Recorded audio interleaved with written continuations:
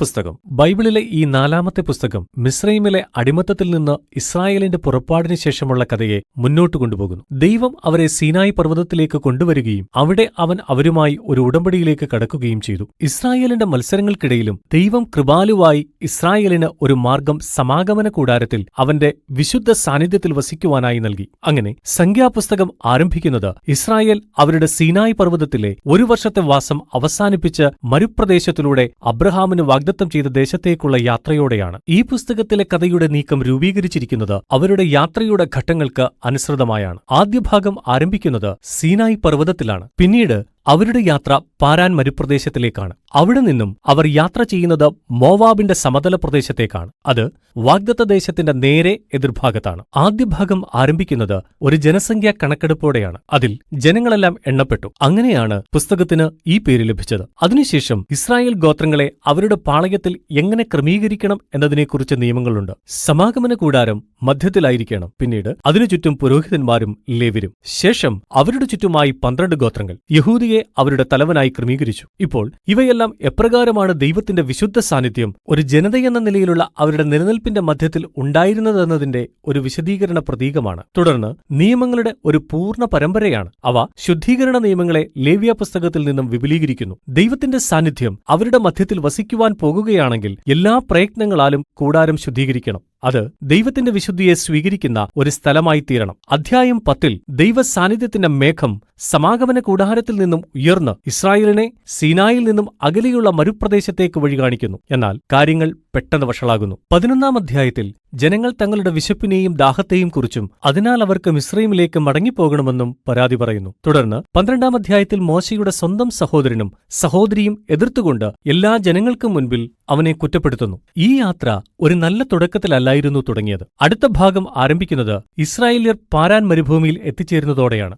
ഇത് ഏകദേശം വാഗ്ദത്ത ദേശത്തേക്കുള്ള പകുതി വഴിക്ക് വെച്ചായിരുന്നു. ദൈവം മോശയോട് 12 ചാരന്മാരെ, അതായത് ഓരോ ഗോത്രത്തിൽ നിന്നും ഓരോരുത്തരെ വാഗ്ദത്ത ദേശത്തെ ഒറ്റുനോക്കുവാൻ അവരെ അയക്കുവാൻ പറയുന്നു. ചാരന്മാർ എല്ലാവരും മടങ്ങി വന്നപ്പോൾ അതിൽ 10 പേർ ഇസ്രായേലിന് ആ ദേശത്ത് നിലനിൽക്കുവാൻ ഒരു സാധ്യതയുമില്ലെന്ന് പറയുന്നു. കാരണം കനാന്യർ അവരെ നശിപ്പിക്കും. എന്നാൽ 2 ചാരന്മാർ, കാലേബും യോശുവയും, ദൈവത്തിന് അവരെ രക്ഷിക്കുവാൻ കഴിയുമെന്ന് പറയുന്നു. എന്നാൽ ആ 10 പേർ ജനങ്ങളെ സ്വാധീനിച്ച് അവരിൽ ഭയമുളവാക്കി ഒരു ലഹളയ്ക്ക് പദ്ധതിയിടുന്നു. അവർ ഒരു പുതിയ നേതാവിനെ തലവനായി നിയമിച്ച് തിരികെ മിസ്രയീമിലേക്ക് പോകുവാൻ തുടങ്ങുന്നു. അതിനാൽ ദൈവം വളരെ കോപാകുലനാകുകയും മോശ ജനത്തിനു വേണ്ടി മധ്യസ്ഥത വഹിക്കുകയും ചെയ്യുന്നു. അവൻ ദൈവത്തോട് അബ്രഹാമിനോടുള്ള വാഗ്ദത്തങ്ങളിൽ വിശ്വസ്തനായിരിക്കുവാൻ അപേക്ഷിക്കുന്നു. അങ്ങനെ ദൈവം അതുപോലെ ചെയ്യുന്നു. എന്നാൽ ഇത് അവന്റെ നീതിയുടെ കാര്യത്തിൽ വിട്ടുവീഴ്ച ഉണ്ടാകുന്നതിലൂടെയല്ല. അവൻ ഇസ്രായേല്യർക്ക് അവർക്ക് വേണ്ടതുപോലെ തന്നെ നൽകുന്നു.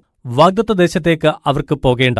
അങ്ങനെ ദൈവം ഈ തലമുറയെ 40 വർഷത്തേക്ക് മരുപ്രദേശത്ത് അവർ മരിക്കുന്നതുവരെ അലഞ്ഞു തിരിയുവാനായി അവരെ വിധിച്ചു. അവരുടെ മക്കൾക്ക് മാത്രം വാഗ്ദത്ത ദേശത്ത് പ്രവേശിക്കുവാൻ കഴിയും. ഇപ്പോൾ ഈ കഠിനമായ അനുഭവം അവരെ ഉണർത്തുമെന്ന് നിങ്ങൾ ചിന്തിച്ചേക്കാം. എന്നാൽ കാര്യങ്ങൾ കൂടുതൽ വഷളാകുക മാത്രമേ ചെയ്യുന്നുള്ളൂ. അടുത്ത കഥയിൽ ലേവ്യരുടെ ഒരു മുഴുവൻ കൂട്ടം ഒരു മത്സരം ആരംഭിക്കുന്നുണ്ട്. അവർ മോശയുടെയും അഹരോന്റെയും നേതൃത്വത്തെ വെല്ലുവിളിച്ചുകൊണ്ട് അവർ പരിധിക്ക് അപ്പുറം കടന്നു എന്ന് പരാതിപ്പെട്ടു. അതുകൊണ്ട് ദൈവം ഈ ലേവ്യരോട് വളരെ കഠിനമായി ഇടപെടുകയും ഇസ്രായേലിന്റെ നേതാക്കന്മാർ എന്ന മോശയുടെയും അഹരോന്റെയും പ്രതിബദ്ധതയെ പുതുക്കുകയും ചെയ്യുന്നു. ഇപ്പോൾ അവർ പാരാൻ പ്രദേശം വിട്ട് യാത്ര തുടരുമ്പോൾ കാര്യങ്ങൾ വീണ്ടും വഷളാകുന്നു. ഇസ്രായേലർ അവരുടെ ദാഹത്തെക്കുറിച്ച് പരാതി പറയുവാൻ വീണ്ടും തുടങ്ങുന്നു. അവർ മോശയോട് എന്ത് കണ്ടുകൊണ്ടാണ് തങ്ങളെ മിസ്രയീമിൽ നിന്ന് പുറത്തു കൊണ്ടുവന്നത് എന്ന് ചോദിച്ചു. അതുകൊണ്ട് ദൈവം മോശയോട് ഒരു പാറയോട് സംസാരിച്ച് അതിൽ നിന്നും വെള്ളം എല്ലാ ജനത്തിനും കൊണ്ടുവരുവാൻ കൽപ്പിക്കുന്നു. എന്നാൽ മോശ യഥാർത്ഥത്തിൽ അങ്ങനെയല്ല ചെയ്യുന്നത്. അവൻ തന്റെ അതിരുകളെ മറികടക്കുന്നു. അവൻ 2 പ്രാവശ്യം പാറയെ അടിച്ചുകൊണ്ട് പറയുന്നു,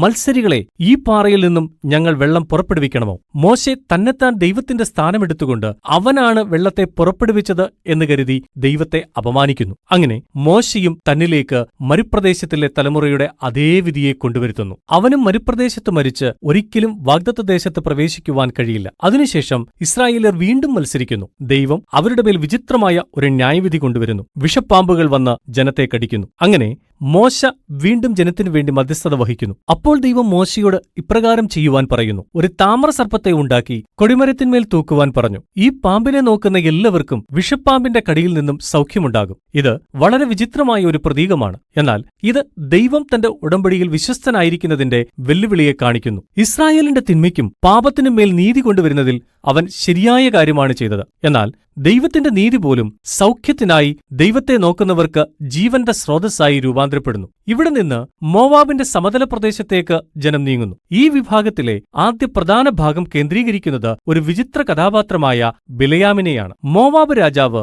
തന്റെ ദേശത്തുകൂടി സഞ്ചരിക്കുന്ന ഈ വലിയ ജനക്കൂട്ടത്തെ കണ്ട് ഭയപ്പെടുന്നു. അതിനാൽ അവൻ ഒരു മന്ത്രവാദിയായിരുന്ന ബിലയാമിനെ ഇസ്രായേലിനെ ശപിക്കുവാനായി വരുത്തുന്നു. 3 വ്യത്യസ്ത സമയങ്ങളിൽ ബിലയാമിന് അവരെ ശപിക്കുവാൻ കഴിയുന്നില്ലെന്ന് മനസ്സിലാക്കുന്നു. അവന് അനുഗ്രഹം മാത്രമേ ഇസ്രായേലിന്റെ മേൽ ഉച്ചരിക്കുവാൻ കഴിയുന്നുള്ളൂ. ഉൽപ്പത്തി 12 അബ്രഹാമിനോടുള്ള ദൈവത്തിന്റെ വാഗ്ദത്തത്തെ ഒന്ന് ഓർക്കുക. ബിലയാമിന് ഇസ്രായേലിനെ ശപിക്കുവാൻ കഴിയുന്നില്ല എന്നു മാത്രമല്ല, മറിച്ച് ദൈവം അവനൊരു ദർശനവും കൊടുക്കുന്നു. ഒരു ഭാവി ഇസ്രായേൽ രാജാവ് ഒരു ദിവസം ദൈവത്തിന്റെ നീതിയെ സകല രാഷ്ട്രങ്ങളുടെ മേലും കൊണ്ടുവരുമെന്ന്. ഈ ദർശനം യാക്കോബിന്റെ യഹൂദയോടുള്ള വാഗ്ദത്തത്തെ അനുസ്മരിക്കുന്നു. ഇത് ഉൽപ്പത്തി 49 അധ്യായത്തിൽ കാണുവാൻ കഴിയും. ഇപ്പോൾ പുസ്തകത്തിന്റെ ഇതുവരെയുള്ള ഒഴുക്കിനെക്കുറിച്ച് ഒന്ന് നിർത്തി ചിന്തിക്കേണ്ടതുണ്ട്. മരുപ്രദേശത്തെ മത്സരകഥകൾ ഒന്നിൽ നിന്നും മറ്റൊന്നിലേക്ക് നയിക്കുകയും അത് കൂടുതൽ വഷളായിക്കൊണ്ടിരിക്കുകയും ചെയ്യുന്നു. അങ്ങനെ ദൈവം ന്യായവിധിയുടെ പ്രവൃത്തികൾ ഇസ്രായേലിന്റെ മേൽ അല്പം കൊണ്ടുവരുമ്പോൾ തന്നെ അവൻ ദയയും കാണിച്ചുകൊണ്ടേയിരുന്നു. വഴിയാത്രയിൽ അവൻ അവർക്ക് ഭക്ഷണവും